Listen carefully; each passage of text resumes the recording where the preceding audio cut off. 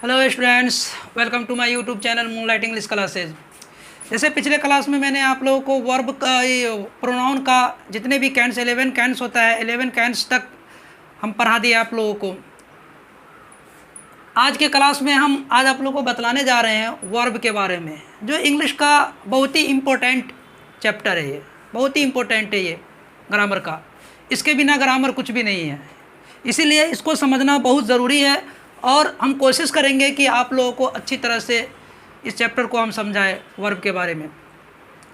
तो चलिए जानते हैं वर्ब। ये वर्ब क्या है? वर्ब को हिंदी में क्रिया कहते हैं। ये वर्ब क्या है? एक एक्शन वर्ड है। Verb is an action word. Action का मतलब होता है कार्य।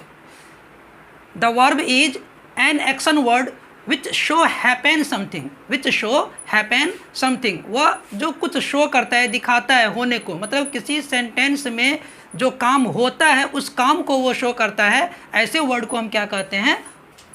ऐसे वर्ड को हम क्या कहते हैं? वर्ब कहते हैं। तो चलिए इसका डिफिनेशन जो हम यहाँ लिखे हैं कि a verb is an action word. एक वर्ब जो है is an action word, action word है ना। विच जो शोज दिखाता है, टू हैपन होने को, समथिंग कुछ, इज से टू बी वर्ब, उसे भी क्या कहते हैं? हम वर्ब कहते हैं। चलिए हिंदी देखते हैं। वर्ब एक काम वाला शब्द है जो कुछ घटित होने को दिखाता है। जैसे टीच माने होता है पढ़ाना, टीच माने पढ़ाना होता है। रीड माने पढ़ना होता है। रन माने दौड़ना होता है। प्ले माने खेलना होता है। इट माने खाना होता है। स्लीप माने सोना होता है। गो माने जाना होता है। कम माने आना होता है। तो ये सारे कितना है? आना, जाना, खाना, पढ़ना, लिखना, हंसना, बोलना, खेलना, ये सब जितना है, ये सारे वर्ड को हम क्या कहते हैं? वर्ब कहते हैं। जो किसी भी सेंटेंस में किसी न किसी एक्शन को शो करता है, किसी न किसी एक्शन को शो करता है। जिस तरीक़ा से हम नाउन को हम पढ़ाए हुए थे कि नेचर ऑफ नाउन, सिमिलरली यहाँ भी हम आप लोगों को बतलाएंगे the nature of verb. Verb के भी नेचर होते हैं। तो वर्ब के नेचर 4 है। वर्ब के नेचर 4 है। तो हम यहाँ लिखे हैं there are 4 nature of verb. Verb के 4 नेचर है। पहला वर्ब नंबर। पहला क्या है? Verb number. दूसरा वर्ब फॉर्म्स। तीसरा वर्ब कैंट्स। चौथा वर्ब कमांडो। चलिए अब इन सभी के बारे में हम डिटेल रूप में जानते हैं। तो वर्ब नंबर सबसे पहले देखते हैं कि वर्ब नंबर। तो there are 2 kinds of verb number. कौन कौन वर्ब नंबर है? पहला है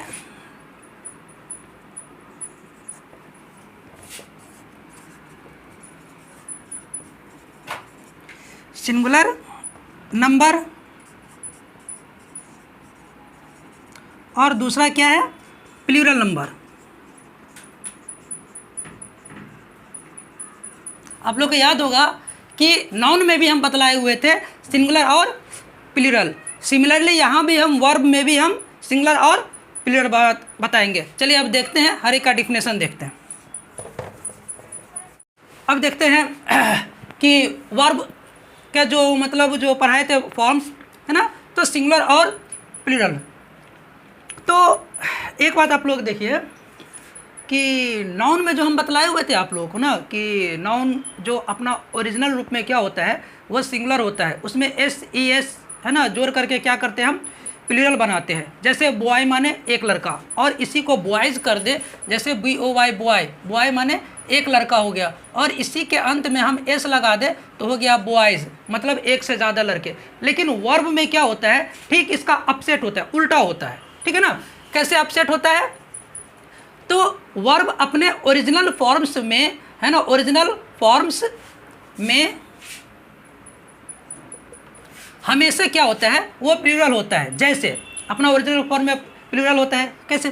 जैसे दे प्ले, वे लोग खेलते हैं। दे प्ले, वे लोग खेलते हैं। तो वे लोग, एक से ज़्यादा लोग खेल रहे हैं, तो वहाँ पे हम क्या कहेंगे? प्ले देंगे। राम एंड श्याम रीड, तो राम और श्याम दो, एक से ज़्यादा की बात हो रही है, प्लूरल है, तो यहाँ पे हम क्या देंगे? रीड्स ना दे करके हम क्या देंगे? रीड देंगे। तो इस तरीके से देखते हैं कि वर्ब अपना ओरिजिनल फॉर्म्स में क्या होता है कि प्लूरल होता है। ओरिजिनल फॉर्म्स में क्या होता है?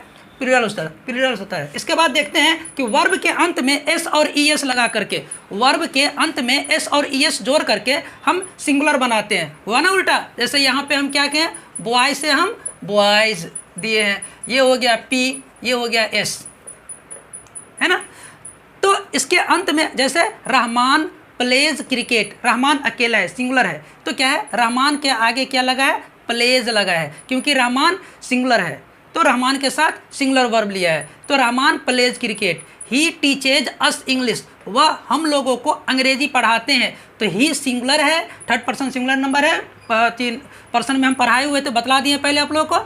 तो यहाँ पे क्या आ गया, टीचेज, मतलब टिच के अंत में ईएस लग गया, मतलब सिंगुलर बन गया। तो इस तरीके से समझे कि नाउन में एस और ईएस लगा देने से प्लूरल बनता है, लेकिन वर्ब में एस और ईएस लगा देने से क्या बनता है, सिंगुलर बनता है। ठीक है, अब यहाँ पे डाउट खत्म आप लोगों को सिंगुलर और प्लूरल का। अब नेक्स्ट देखते हैं कि वर्ब फॉर्म्स, दूसरा जो फीचर जो है वर्ब फॉर्म्स। वर्ब फॉर्म्स को हम फॉर्मेशन भी कहते हैं, फेसेज भी कहते हैं। तो कार्य के रूप, there are 5 forms of verb, कार्य के 5 रूप होते हैं, V1, V2, V3, V4 और V5 नाम से हम जानते हैं। तो इसमें भी क्या होता है, नंबर होता है और टेंस होता है, नंबर और टेंस होता है। तो नंबर में हम यहाँ पे P लिखे हैं, तो P का मतलब होता है